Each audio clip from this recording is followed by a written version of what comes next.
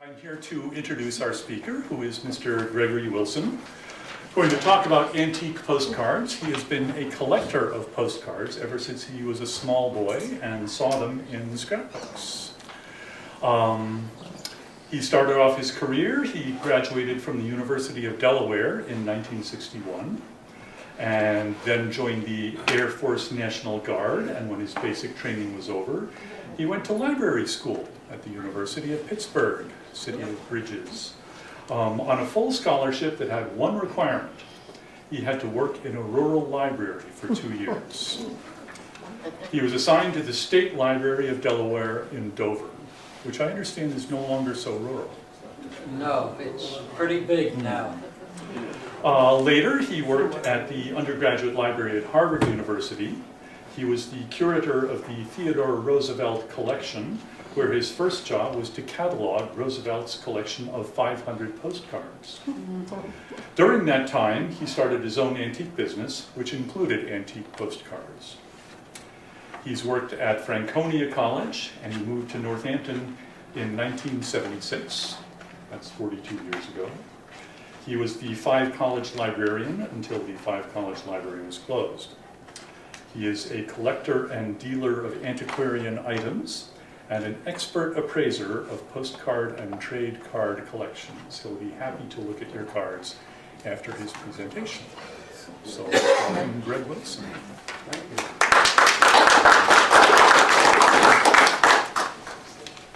Well, the talk will be about the picture postcard and how it evolved and maybe why it evolved and what's it really all about. I'm sure that everybody in here has either sent a postcard or has received a postcard and probably have kept some postcards. Well, the whole deal began in 1893 at the Columbian Exposition. And there, the government gave various pavilions throughout the Columbian Exposition cards that were printed and stamped, and people looked at them, they liked them, they didn't know what to do with them. They had no concept because there was no other picture postcard in America. However, what there was from 1860 to 1900, when the picture postcard began in a real earnest way, there were what we call trade cards. They were advertising cards. As you can see, this is J.P. Coates. Lots of various subjects were put on them, and they were rarely bigger than 3 by 5 inches. And when people were lucky enough to get one, they were given away typically free in stores, or at conventions, etc. They were collected and glued in to albums. A lot of people like to say that it was a girly thing, that only the women collected these cards and put them into albums. Not true. There were people such as Theodore Roosevelt who had trade cards of animals and Indians in his album, in his diary. This, by the way, is from about 1882, and it's a pun on Oscar Wilde, the playwright, and we know that because of his sunflowers and lilies, which he was always associated with. Trade cards, here is a native person, a corned Indian. Often they were beautiful, but also demeaning. I have not had a chance to talk before a group that had a native person to see if he found this to be demeaning, because it's morphed in, the Indian is morphed into an ear of corn. Here is another trade card from Springfield, as you can see here, and it's Metropolitan Life Insurance. Beautiful graphics, I think, and very lovely. this is another typical example of a trade card that people would collect. Often these trade cards of African Americans were very demeaning. Now, if you read this one, you can see Mrs. O'Rourke, "Give it to him, Mickey, for it was delight such as him that had ye father killed in the war." So this is probably late 1860s, and it shows stereotype features of the black child and a very sad situation that the Irish really disliked the blacks, and they were encouraging their children to fight this black child. Okay, this is a trade card that I like these cards. Find her lover. Look around. Anybody see her lover yet? It's hidden in the card. I have about 20 of these in my collection. I don't want to sell them. I'm both a collector, a dealer, and a historian of the postcard. Now look. There's the eye, the nose, the mustache, and the beard. That, by the way, is one of the easier ones to find. Now, while there were no picture postcards, there were postcards in 1870 that the government issued in huge sheets, 30 by 36 inches, and you would take those sheets to a printer and have them print your message on the back. And some of them get very important because of the information that you can find. For instance, you can see here, flour, fancy pastry was $4 each. Corn, barley, oats. To have one of these is extremely important to dress hogs. I mean, just about everything. This is 1878, which is a lot later than 72 when these were issued. But nobody put a picture on the front for people to send. It was like announcements, commercial products that you could buy. Okay, so what happened? The government, seeing the success of postcards in Europe, decided that they would be a good thing for America. And they went through a series of deregulating all of the rules for postcards and began making their own. Here you can see nothing stronger than soda here. Well, this is Goshen up in the, well, you know where Goshen is, right? Yeah. So what happened was that the government made it easy to go back to that 1893 card and have cards made. And at first, they made you buy these big sheets, and then you would print a card like this on the sheet. But then they said, why bother? Let the printers print them, and we'll put a stamp on it, and the stamp was 1 cent. So how did the postcard become popular? Well, they would send itinerant, probably alcoholic photographers with a camera and put them on a horse and buggy or the train, and they went to every little town in America and took photographs. And then they sent these photographs back to printers who printed them, and by 1902, a town like Goshen, as small as it was and is now, had, I think I had 8 or 9 cards before 1905. This is a 1905 card. Now, how can we date cards? Well, the nicest thing is to have a good clear postmark. It says 1905.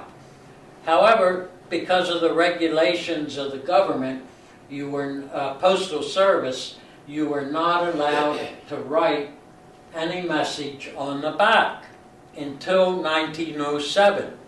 So if you have a card that has just a message, the address to be written on this card, this side, you know that it was before 1907. And that's a good thing to make note of, because that is a clear, absolute, it's a federal law. So we know it's right. So after 1907, we have what we call the divided back. Sometimes it's interesting to read the backs of cards.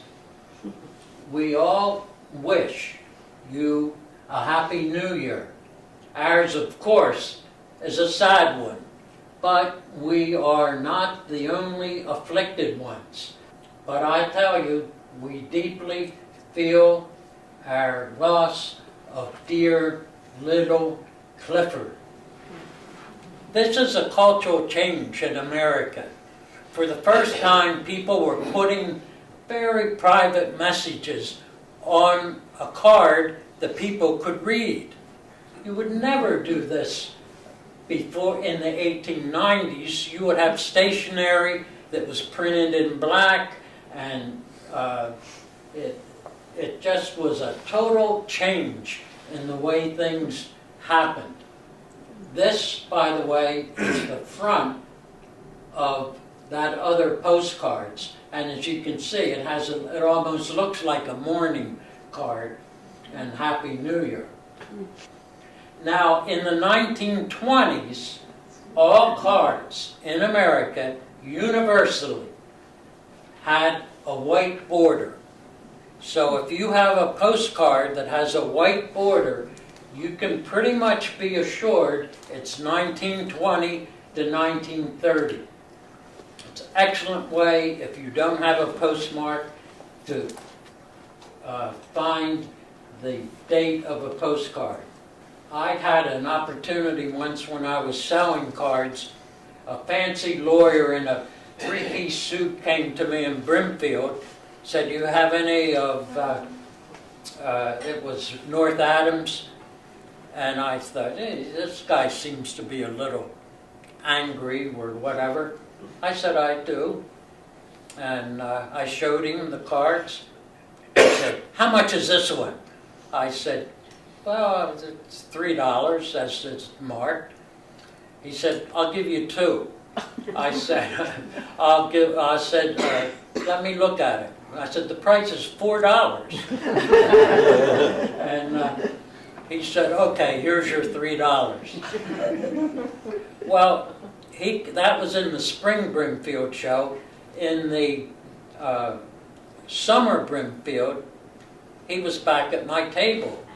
And he said, "I had good luck with that postcard, and it was just a mountain scene."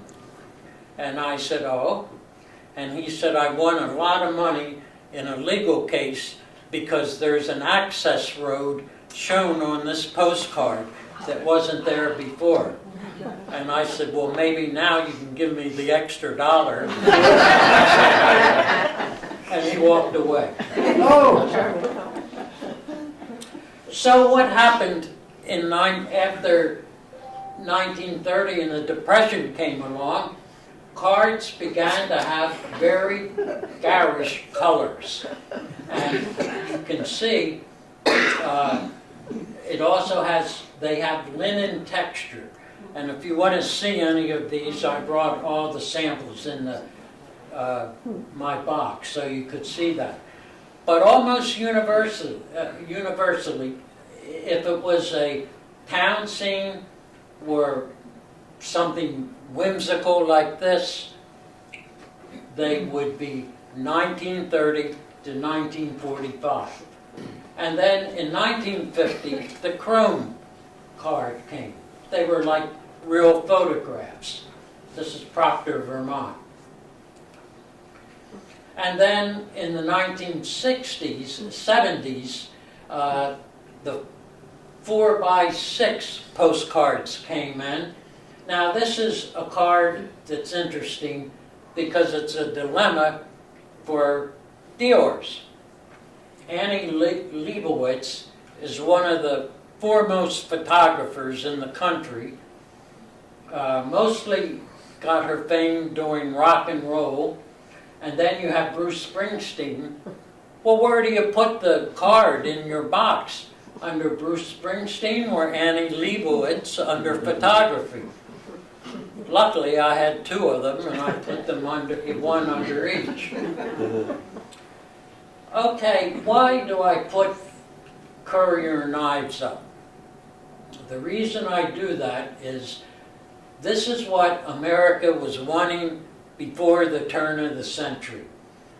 Domestic little scenes, happy, sort of, you almost want to see Thoreau sitting there in the woods, tending. And Americans bought these and they put them in their houses, and it was very limited. Color printing and images for Americans was very limited.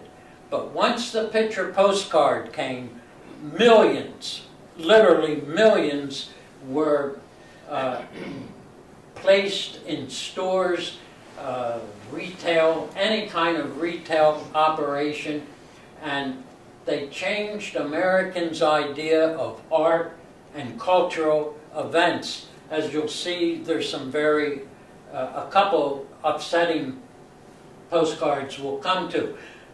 But every subject in the world began to be printed on a postcard. I mean every subject. They were pretty. They were gorgeous. A card like this would have cost 2 cents. It would have been a 1-cent penny to mail it. And if you went on a business trip and you didn't send one of these back to your wife or your mother, boy, there was hell to pay. That was really absolutely necessary to do it. And people began to collect, and it became a fad. And the only other American, it was the first American fad, and the only one to come close to it was the birth of the teddy bear and the people liking and loving teddy bears. This is called a real photo. It also shows you how ugly cards could get. It's these cards are impossible to get today. They're out there. Dealers have them. They won't tell you they have them. You have to be part of a fraternity. And I was telling a couple dealers, you know, I'm creating a collection on the history of the postcard. Can you tell me where I can get one? Because I'm not going to sell it. And they said, you know, Gregory, you have to be, well, we have to trust you, because we don't want these kinds of cards out there. So I said, okay, can I be part of the fraternity? And I had to get this from the internet. And they said, yeah, I think we can get you one for maybe $800. And that's the way it is today with this kind of postcard. Oh, cool. And as you can see today, it's tricky buying this kind of card because they've been reproduced and then they're, so to speak, under the counter of major dealers. And if any of you, except maybe Bill here, it's Bill? Yeah, who knows dealers and has known them for a long time, they'd say, no, we don't have any. This is typical. Now this has a white border, but you have to look at other aspects of a postcard to know about its date. But you see, when you flip it over, you know right away, and not only do you have a 1904 postmark, but you have an undivided back. So that's really an important way of knowing. So postcards, as I said, had every subject. This is a butterfly, and look how nice that's embossed, and it sticks out. A little hard to get on a slide screen, but you can see it in the box. At Brimfield, before eBay became very popular and people had to come to a place like Brimfield's a big flea market. I think most of you know of it. It was a lot of fun. There was even one woman who came every year, and she had a long black cape and a red jacket, and she collected bats. And she was a serious, what do you call a bat scientist? Anybody know? I used to know, I forget. But look how nice this is. This would have been a typical penny card. Birds. I can tell you, every breed of bird has been put on a postcard. People collect ships, and this is probably late 1950s. You begin to learn a lot when you look at postcards, and to get cards that I've added to my collection, at a typical visit week, I would spend a week from my full-time job to go to Brimfield. I'd probably look at 100,000 cards. Now here again is a typical one dealing with blacks. We know it's 1920s because of the white border. Give us the Rhine, ain't gonna be no Rhine. It was humorous that there would be hunger amongst black children. That was a topic of humor. It was humorous that a black preacher would be hurt, harmed to blacks, was considered funny. A darky's prayer. These gators look so fiery and they appear so tame, etc. These are readily available, however, at postcard shows or on the internet. But look at this one. This is a darky's prayer, a young child, and it's 1951. That's pretty recent. It's a shameful aspect of our American life and culture. However, other ethnic groups were not criticized, like the black people, obviously a Chinese, and this is 1903. Here is a card, as you can see, drink causes most crimes, the saloon must go, and in fact, this took 20 years, but then we had national prohibition. Well, Christmas cards are always collectible, and people love Santa Claus. This is probably, the white border probably doesn't count here. You look at things like ice skates and the teddy bear. Teddy bear, of course, was born in 1902. This is one of the few cards you can find that is not really racist. It's a black Santa Claus bringing a goose to the Christmas festivities, but for the most part, they were really ugly. That slipped in there. The people that sold postcards, drugstores, tourist spots, always wanted, they demanded of the publishers and the people that were selling cards, do more with a postcard. Well, here it says they're off. As we can see, it's 1940, 1942. Not much was made after 41 or 42. But this was a postcard. And when you open it up, their off becomes evident. There are some, I guess we would say, panties and bras in the card. And that had to go for 2 cents in 1942, not a penny. Now, God forbid, if you were little Miss Alice Peters and you wondered, the Northwestern Casket Company, I will call on you at Christmas, Santa Claus. Well, give me a break. Casket Company. There are thousands of cards you can get of cats, and typically you can pay anywhere from 25 cents to, some of them go for $10 if they're by real well-known artists. But they're enjoyable, they're lovely, the colors are good, the graphics are good. America was becoming very sophisticated in art. They were little miniature pieces of art, and no one threw them out. They put them in albums, they put them in boxes.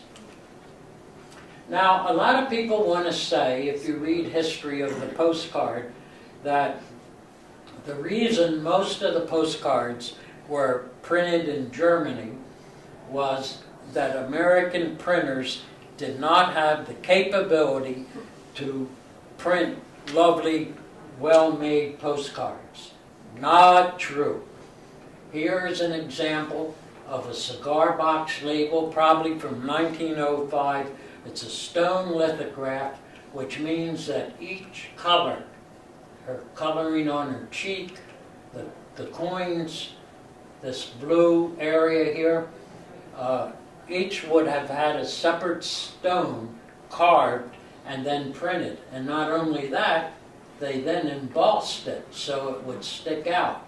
So Americans had the capability of printing, and we also saw that from the trade cards at the beginning of my talk.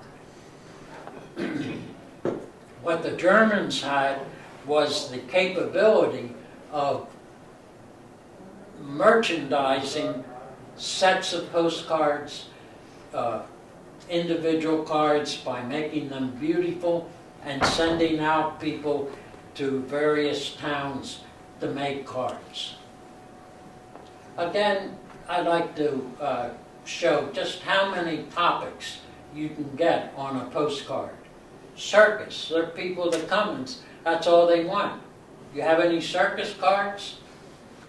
During World War I, thousands of soldiers went to Europe, and there was not much to spend money on.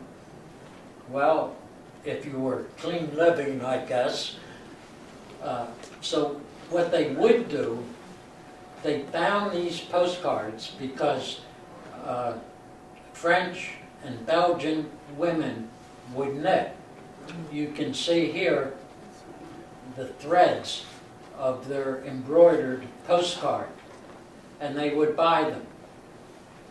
Typically, they were not mailed, even though soldiers during the war could send postcards for free. They put them in envelopes and then sent them.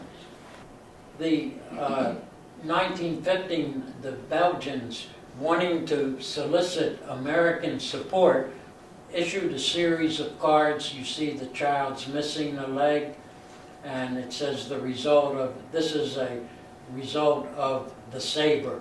And the cards all have to do with children being affected in a terrible way by the war. And then, much like our Syrian friends, the Germans had gas masks. So this is a real photo. The American soldiers would capture these cards from Germans, and usually they're not mailed. They were put in envelopes or came home with them. So this is a German-produced card. A very popular theme is dancing, and you can get all sorts of ethnic images of women dancing. You know, you can go into any antique store, cooperative center, or go to Brimfield itself, the mecca for postcards, and find any of these subjects that I'm telling you about.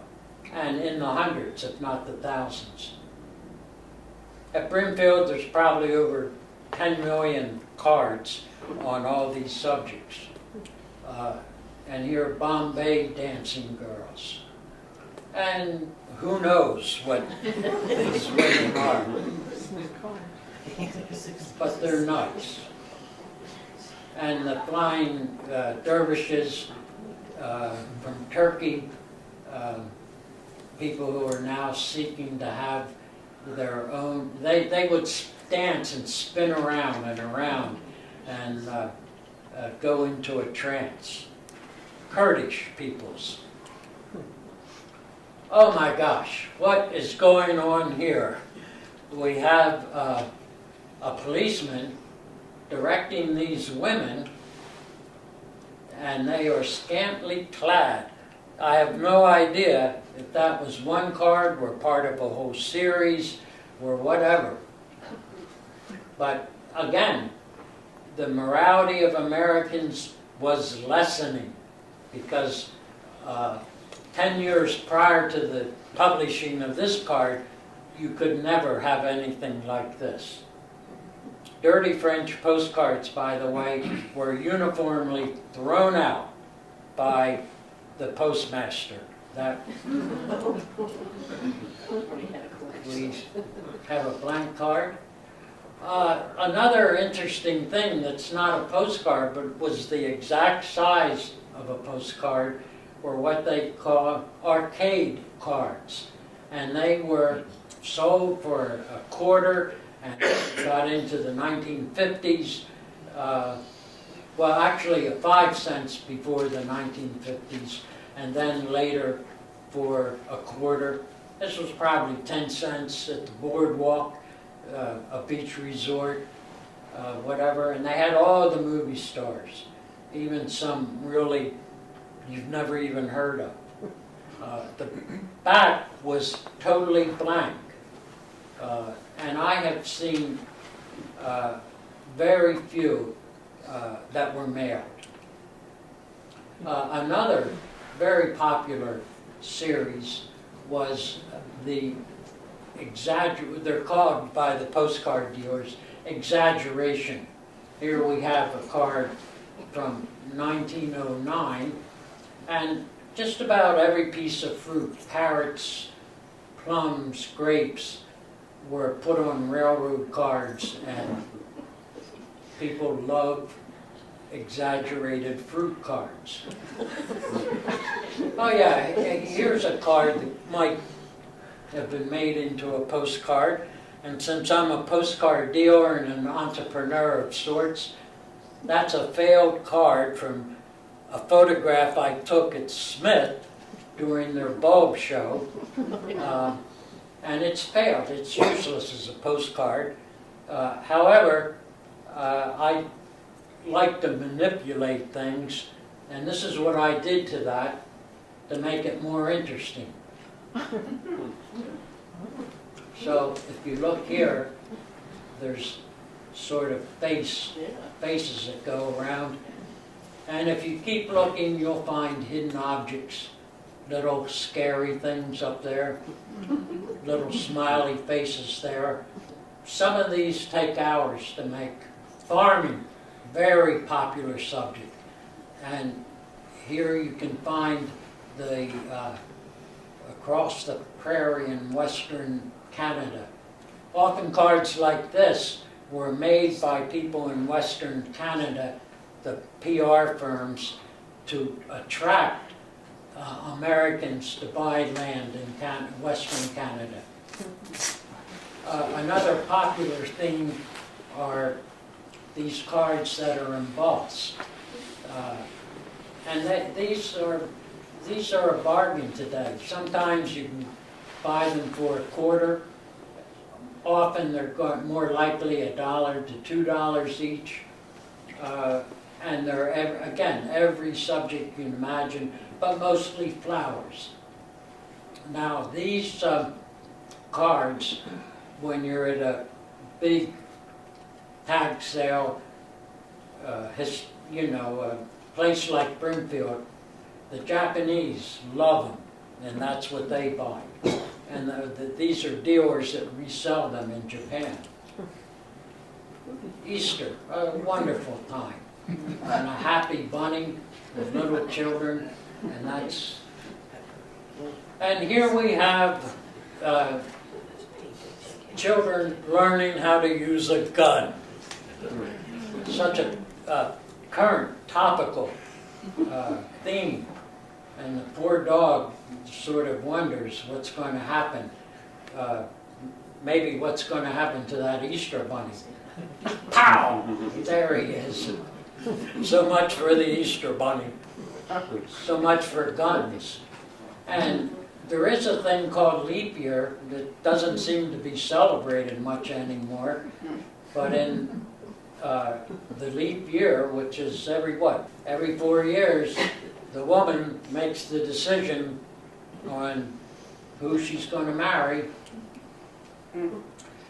This is one of the very Art Nouveau scene, very May Day, something we haven't seen yet in this this cold weather we're having. A very lovely car. High Times at Smith College, that's an air picture from about 1905, 1906. Sealy Hall is the library. People love horse cards. And there's a woman that came to my booth and wanted to look through horse cards, and I said, well, how many horse cards do you have? How many different? She said, I'm up to 6,000 now. It's hard for me to find one, but I still find them. And of course, dogs. As I said earlier, the postcard manufacturers do everything they can to make it even more attractive so people would buy them or pay 2 cents instead of 1 cent. And these are little emeralds or sequins put on the card. This is an interesting card, and I never wanted to sell this one, and I didn't. And I'm glad now that I'm sort of out of dealing in cards as much as before. This is the hotel at Johns Hopkins Hospital in Baltimore, and it said, Little Maxie number 1, referring to his room number. Now watch how taste in America has changed. Little Maxie, bound for God's country. And here is the hospital at Johns Hopkins. A sad statement to put out for everybody to read it. The postman, people who would find it in their house, whatever. But it does show how the taste of Americans change. Oh, and talk about this one. Hard Times. Please don't make any inquiry. The parcel has not gone astray. The omission was meant, and the parcel not sent. Let Hard Times excuse it, I pray. Well, there you go. They're not going to get a Christmas present to whoever that is. It's a little hard to read. Knitting, sewing, anything dealing with spinning wheels, very popular. Now you say, okay, this is a French card. It's written in French. However, there was such a big interest in cards that cards like this would have been sent from France back. This would be pre-war, pre-World War I actually. Would have been sent back where you could actually even buy them in postcard stores. And they're nice because they have little details that you can pick up in costumes, and I'm sure, is she knitting or sewing? I'm not sure. It must be knitting. Postcards like this probably wouldn't be allowed into America. This is a French postcard because it deals with what was even controversial in no, this is probably 1907, a same-sex couple. They would have just been thrown out when they came into America. But they make their way here in envelopes. Now here's tells you the extremes that people went to save a buck or save a penny. This postcard was mailed for a penny, but actually it had an envelope on it, and it had a piece of correspondence in it, and it had a 1-cent stamp on it. So it would have read a note from, and then, probably 50 or 60 different towns it would have been printed down here. And then this shows you, this is Colombo, a very famous Italian postcard artist, a lovely graphic. As we began to, let me see, 1901, I believe it says, after we pretty much caused the demise of native peoples, we began to make very pretty postcards of them. And a lot of this was done by an entrepreneur that owned the railroad and wanted to get people to come out west to see lovely Indians in very scenic sites of Arizona and New Mexico. So it's a little ironic that we really committed genocide and then made beautiful cards. I have sent this card, I should, dear Louis, just a few lines to say, I go with you, if you go with me, please tell me who you go with. Wow. That's not the back of the Native American card. Again, beautiful card. You have a pen, you have an Indian head penny from 1909. Here's a penny, here's a pen. Why? You don't have any excuse again. These attachments can, as you see, be quite amusing. They can also be very pretty. This is mother of pearl, and it's fallen off there and there, but this is a gorgeous card. And when you open it up, you get to write a message over here, and you have a little booklet, and you sneak it by the postal authorities for a penny. Every dog in the world has been put on a postcard, every card. And people like pig postcards. They collect pig postcards. And this is 1906, and it's just a very pretty card, except for a Dior. Does he put it under pigs? Does he put it under photography? I voted for pigs, and then I took it out and said, I'm saving that card. This is a card in Northampton. Smith College is over here on the right. Oh boy. Smith College is over here on the right. This is Greenfield. That hotel's gone. Such a massive structure, and it's gone. And that's the beauty of postcards, the fun of them.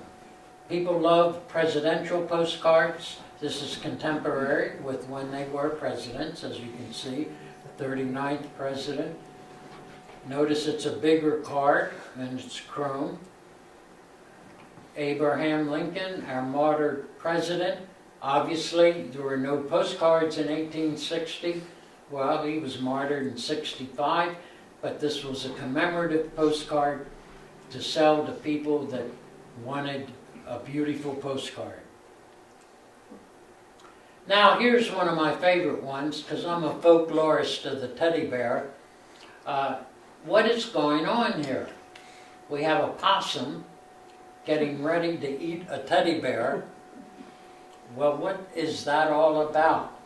Well, in 1912, when Teddy Roosevelt came back from his African exploits, he killed a lot of animals, but he sent them all either to the Smithsonian or to the Harvard University.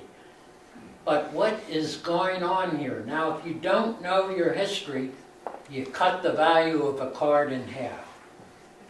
The possum is Billy Possum, and the Republicans were so upset with Roosevelt, who was running as an independent, that they wanted to capitalize on the teddy bear, which we all know was named after Teddy Roosevelt, and getting them each for Taft, our fattest president. So what did they pick out? A possum. Can you imagine a possum as an image? There is a series of postcards called Romance, and that's romantic. I don't know if the looks on her face sort of shows me that she may be the one trying to express something. Religion, a very unpopular subject, but it exists, and there's a lot out there. This card, I'm sure, had a big impact from a girl who loves you.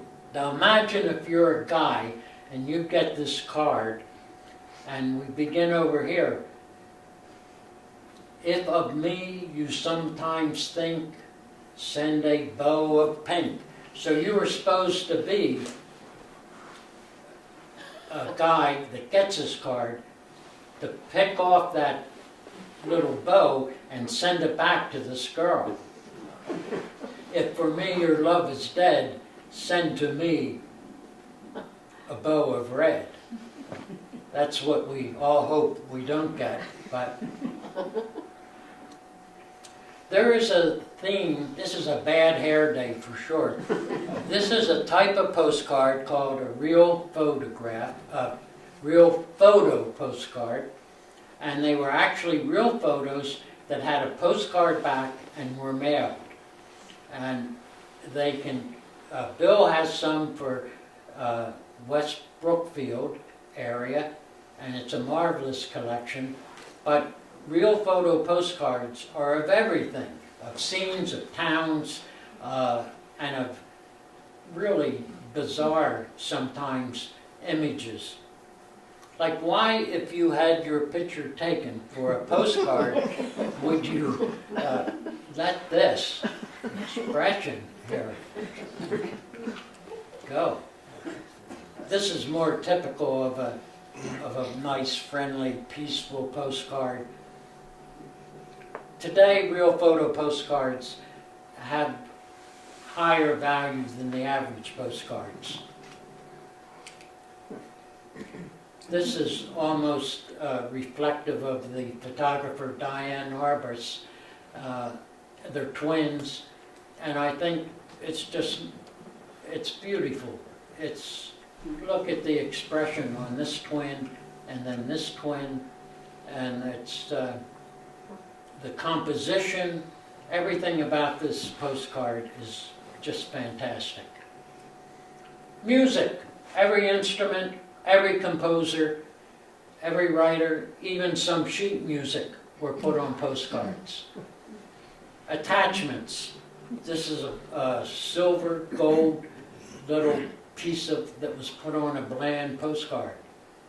And then another piece, you can see, this is a very thick thing, and they had to put them in these cellophane envelopes to mail them. Probably had to pay 2 cents for that kind of thing. And even a cigarette with a match was sent, so you could send it to your buddy and smoke up. In tourist areas, you would have it on bark. This is a real piece of bark, that went through the mail, and probably for a penny, yeah, it was a penny, and it made it. Here's a postcard. It's a little hard to see, but this is all puffed out, and they would be perfumed. Actual perfume would go. Can you imagine the thrill if you're a guy and you've got a perfume postcard? And here we go when I say every subject, a little risque women. I particularly, for a while I had, maybe 800 postcards of women and sports. And I included this kind because they were bathing suits, and to show how bathing suit fashion progressed through time. Okay, not every postcard's worth money. I call this, it's 1958 on the back, the stupidest postcard of 1958. Who would possibly want a postcard like this? And why was it made? And who bought it? Something new in financial fields. You see, this is a suffrage postcard, and votes for women. Demeaning by all accounts. Two guys looking at the panties of a little woman who's trying to vote. We're trying to get the vote. And here we have, what is a suffragette without a suffering household? This poor fella, 1909, and his wife is on the way out to attend a rally or parade to get the vote. He doesn't look too happy. And then Uncle Sam, suffragette. It's no wonder that the women didn't get the vote until 1920. How could they when thousands of these cards were mailed?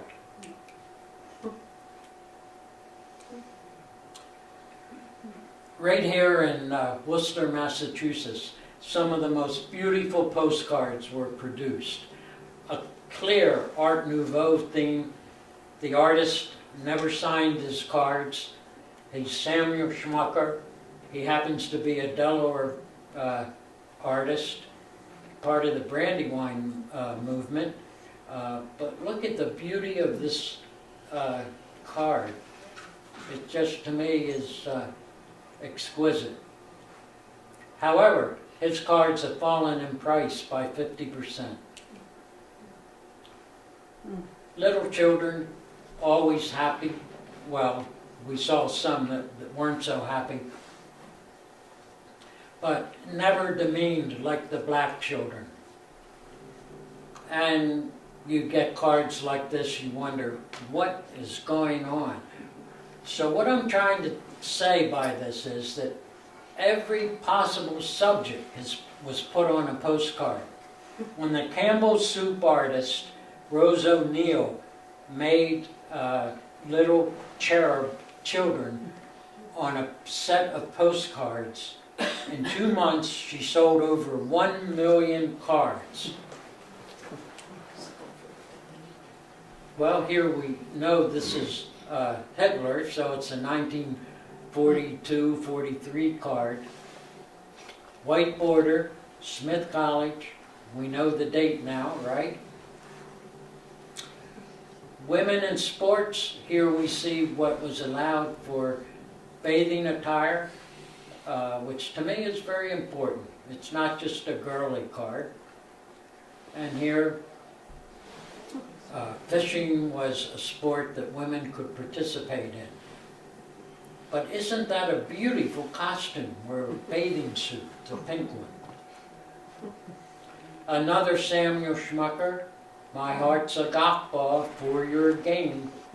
And they say that the woman he painted was his wife or girlfriend, but his cards are exquisite. And then women, well, in this, because in your costume you look very fair, of which fact you let us all know you're aware. Now, to me, this is the epitome of a good postcard. Shows a woman, active, young woman, going through the ocean, which is obviously, see the waves breaking over the boat. It's just a beautiful, robust, strong woman. She is ready to vote, but she's not going to be allowed to vote for another 20 or 30 years. But don't you feel that's an exquisite image? Well, women are always criticized in male roles, and all they wanted out of life was the right to a job, to equal rights, and these, is this showing her because she's a street cleaner, equal rights and jobs? They mostly were sarcastic, I think. Okay, now we get into a delicate subject called child abuse.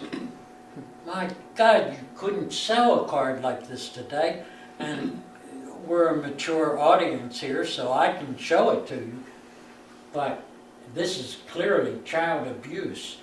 It borders on child pornography. And what was the postcard dealer, publisher thinking when he did this card? And what he was thinking was he had an audience he knew he could appeal to. And it was child abuse. And it was accepted then. You certainly know how to make a big hit with the boys. And I have, maybe 10 cards of child abuse. It gets worse. The Board of Education. This is supposed to be funny, humorous. And what about this poor child? Look at the expression on her face. Now, she could be sitting there with Easter flowers, but what is this belt? Was she just whipped? We're about to get whipped? Who knows? And this is the epitome of sadness. I am a pretty little girl, as anyone can see, and everybody whom I meet is very kind to me. Sad. Never again. Me too. That's the way life should be. And this is the last card, just to show you comic book figures were very popular. Okay, I bet I've overextended my time here, but that's it.